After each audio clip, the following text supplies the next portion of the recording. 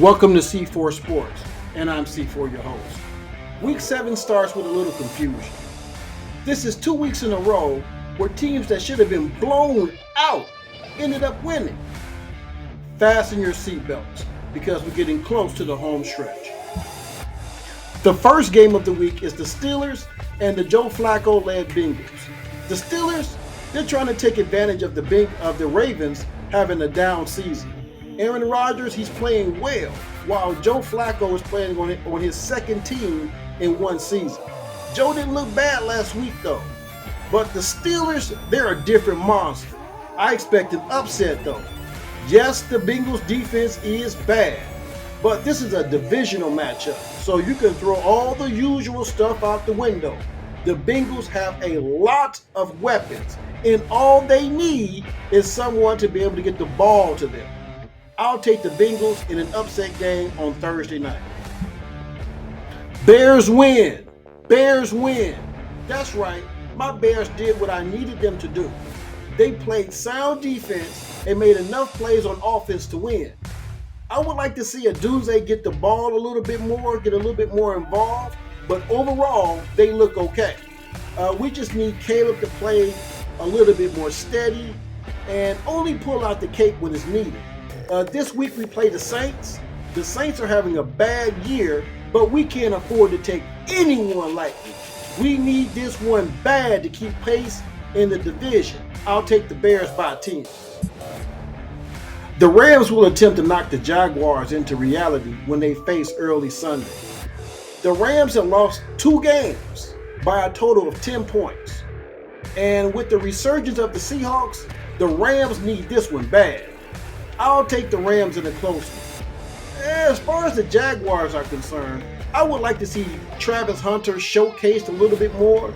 He seems to be the best receiver on the team, even though he's raw. But I'm still going to take the Rams by 3. The Raiders have lost to everyone else. Why wouldn't they lose to the Chiefs? The Chiefs are trying to get on the road, and I don't think the Raiders can even remotely stop them.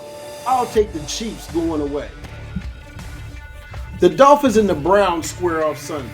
With this being a bad versus worse matchup, I'll avoid it. Next. Sunday morning when the Patriots meet the Titans, there will be anxiety in the stands. The Titans lost after getting a win the previous week. Will they go back to their losing ways? Or will the Titans put their Nashville Cowboy boots on and walk all over the Patriots? I doubt it. The Titans have some hope, but Vrabel is orchestrating the pitch of the Patriot Symphony. I'll take the Patriots by 3. The Jets eventually gotta get a win. I just don't think it'll be this week when they meet the Panthers. This should be an even matchup, but the Panthers showed me a little something last week when they beat the Cowboys. Can they keep it going? I hope so. I'll take the Panthers by 3. The best early morning matchup would be the Eagles and the Vikings. The Eagles have had their wings clipped for the last couple of weeks, and the Vikings, they're just trying to find some footing in their division. In my opinion, the Vikings are better with Carson Wentz playing than J.J. McCarthy. This is not my first time saying that I have no confidence in Mr. McCarthy. Either way, I'll bet on the Eagles soaring high and dropping bombs all over the Vikings. Eagles in a close one. If you call a touchdown difference, close. Sunday afternoon, there will be a meeting of real versus fake when the Colts play the Chargers. The Chargers, they haven't handled business like they were supposed to. But last week, Justin Herbert surprised me by being clutch. Although it was against the drowning Dolphins, let's see what he does versus better competition. I'll take the Chargers. Only because the Chargers coach was a Bear before he ever was a coach. I'll take the Chargers by 3. Will the Giants tame the Broncos Sunday? I don't think so. Simply because the Broncos are just a better team. The Giants, yes, they're getting better, but this week I just think they're out of their league. I'm going to take the Broncos by 3. If Kyler Murray is going to have an MVP performance, I need it to happen this week when they meet the Packers. The Bears are directly in the Packers' rearview mirror, and they're going to need some help from the old Chicago Cardinals to help move them into speeding distance of the Packers. I'm going to be a good Hulkamaniac this week. I'm going to say my prayers, eat my vitamins, and hope that the Cardinals can handle that business. Cardinals by 3. We'll have an old school matchup when the Commanders fly to Dallas to play the Cowboys. The Cowboys got embarrassed last week versus the Panthers. If the Cowboys want to get Monday morning sports show respect, they need to not only play well, but come away with a victory.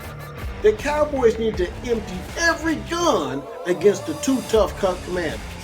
I don't think the Cowboys have it in them. I'll take the Commanders by a touchdown. The Sunday night matchup between the Falcons and the 49ers should be called the Giving You the Best That I Got game. I expect both teams to pull no punches in this one. The 49ers are injured, but they're still tough. And the Falcons, they just shocked the world by beating the Bills last week. I believe that the Falcons are just a little better than the 49ers right now. I'll take the Falcons in a close game. I need Penix to have a signature game.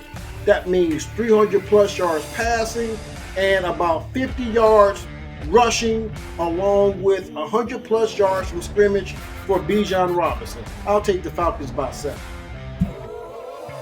Monday we have a doubleheader. First is the Bucs and the Lions. This has the potential to be the game of the week. The Baker, he's making cakes and pies on his opponent. While the Lions, they just got a couple of teeth pulled last week in KC. The Lions will come ready to eat pirate meat, while the Bucs will attempt to put cat meat back on the menu. This game has to be even though. In the second game, the can't-get-right Texans attempt to reach 500 when they meet the Seahawks. The Seahawks just stunned the Jaguars last week in a great game. The Texans, they're looking up for once in their division. They've cruised through their division in the last couple of years. This year, they have to find a way to catch the Colts that have escaped the stables and don't plan on looking back. I'll take the Seahawks by 7. I'm impressed with not only the Seahawks defense, but Sam Darnold is playing great at quarterback. I'd like to thank you for watching another episode of C4 Sports. And remember to not only like this show, but to also leave your comments so that I can mention you later on in the season, giving you the pub that you deserve. C4 Sports, where we blow up together.